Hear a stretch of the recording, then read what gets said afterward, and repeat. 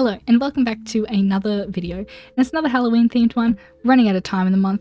I've had a few crises with videos and all of that stuff, so we're running a little bit delayed, a little bit late, but we've got one anyway. I had a really cool idea that I've wanted to try for a very long time, and I decided that today would be the perfect time. So today we're going to build a haunted farm, and I think it's going to look pretty cool, and I hope you like it. So without further ado, let's go straight into the time lapse, and I can talk a little bit about the build after I'm finished.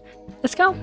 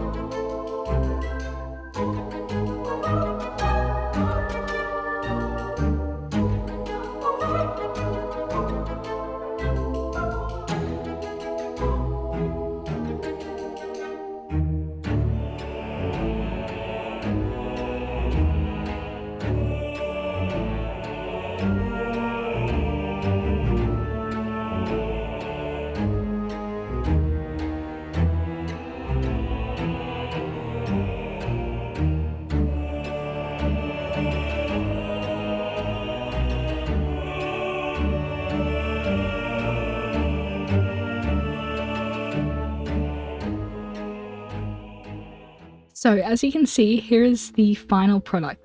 We've got this lovely haunted barn that I was able to put like a cool fence around to kind of enclose it. And I like all the features. I wanted to make it very Halloween-y kind of, vibes, because that's why I built it, to be a little bit spooky.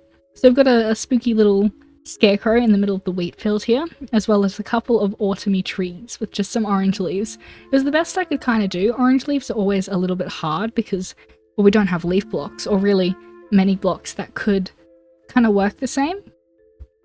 I know we have copper grates now, but unfortunately I'm using 1.20.4 stuff, so I haven't got the copper grates just yet, but they would have been very perfect. I also added this little pumpkin field because I thought it was kind of cool, and I got these really big pumpkins, which I think also add to the whole area.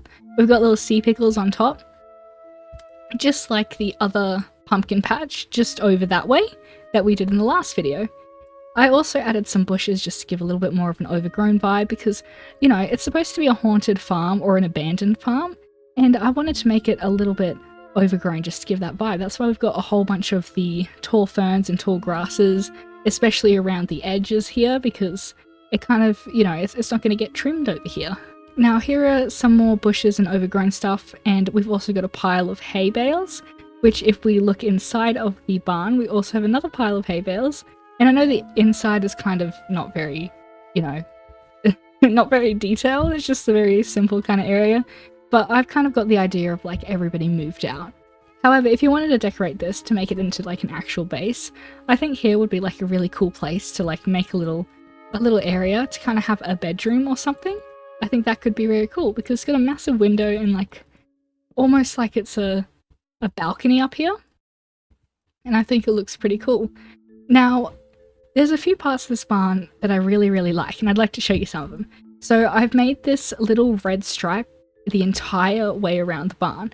Now this just gave it a little bit more of like a color blocking idea. It kind of broke up the plain mangrove planks all the way, and that's the same thing I did over here, but this kind of broke it up a little bit more subtly. So it's the same color, it's just got a bit of a different texture, and you don't really notice it, but it is a lot easier on the eyes than when it's completely the same. I wanted the white windows, but they are very difficult to have in Minecraft because we don't really have the like ornate kind of thin details that we want in a barn, so I've kind of had to improvise by putting a bit of diorite. However, I think it looks alright because it's kind of giving that aged look, which I think looks pretty cool. I also put some low lichen around the area just to kind of, I don't know if it's like moss or like a bit of mold, maybe some cobwebs or just a little bit of aging. It kind of gives that idea. That's the same reason we've got the hanging roots just around. Now here are one of the favourite parts of this. I really love this sliding barn door, and I think it's because this kind of like decorative pots that I was able to use, which I do love using in a lot of my builds. It goes so well with the mangrove planks, but it's just like a very slight difference in texture, and it kind of looks like the barn door would be able to like hitch. And of course I made the barn door with just a bunch of trapdoors. And it was kind of a fluke that I wanted to do some more of like breaking up the single mangrove wood area. And so I put some signs. However, the signs kind of work because it looks like it's the hinges of the barn door where it can slide, which is pretty cool. Now up the top, this was going to be an area where if I did make like a proper interior, it would kind of extend upwards, but it's supposed to be kind of a skylight, which makes it a little bit hard because I didn't do that, but like a skylight or a silo kind of area up on the top here, which, you know, it looks kind of cool, but it also gave a really cool roof detail just from the side. It's not just a straight barn, it's got like a little bit of an extra thing, and that's the same with over here. Now I also did use a reference picture that had a similar kind of shape to this, and I tried to interpret it the best that I could. And this part over here is like one of those ornate wind things you see in a lot of barns. Usually it's got like a rooster or something up the top, and it'll like sway in the wind, but you know, I have very limited resources, and if I had the brand new white wood, I think that would have gone perfect here, but I didn't, so I made do with what I had, and I still think it looks alright. At the very least, it just gives it a little bit more detail, and it's not super noticeable. Now, one of the other details I did was these fence gates all the way around. Now this just gave it like a bit of a look of, I don't know, structural integrity, and we've got that just around both sides. And I did the same structural integrity as I could with the mangrove stairs, just kind of, it also just makes it a nicer curve, and we've got a little bit more hanging roots just over here. I really love this fence. It was pretty fun to build, and I love the look of it, just the stripped spruce and stripped oak kind of together. It just looks really, really funky, and I think it encapsulates the whole area quite well. And we've got another similar barn door type thing over here, though it's just a bit of a detail. Now I do love these little autumny trees as well. I used some mud bricks and some oak fences just to kind of put it all together, and we love the little look of the leaves. I did as much as I could with some texturing, just with a bunch of orange stained glass panes, because it isn't as flat, or it's a little bit better than it could be. And I did the same over here because when I look from afar, it gives it just like a picturesque. So I was looking at it and going like, where do I need to put something just for it to make sense? Because I wanted it all to be as like full as possible for a little Halloween-y type area. Now, it would have been really cool if I added like a tractor, and I did consider adding like a corn maze type thing or something similar, but I ran out of space. And I couldn't really make up my mind on a design. I tried a few things, but just it didn't feel right. So I just stuck with the simple aspects, which is the pumpkin patch and the wheat field, the scarecrow. Now, I really love this build. I love Halloween. This is probably our last Halloween video, unfortunately. It's very sad for me as well because, you know, favorite season. However, I do hope you enjoyed the video and I hope you enjoyed the build. What would you add to your haunted farm if you were to make one? Let me know. Otherwise, thank you so much for watching. Have an amazing day and I'll see you in the next one. Goodbye!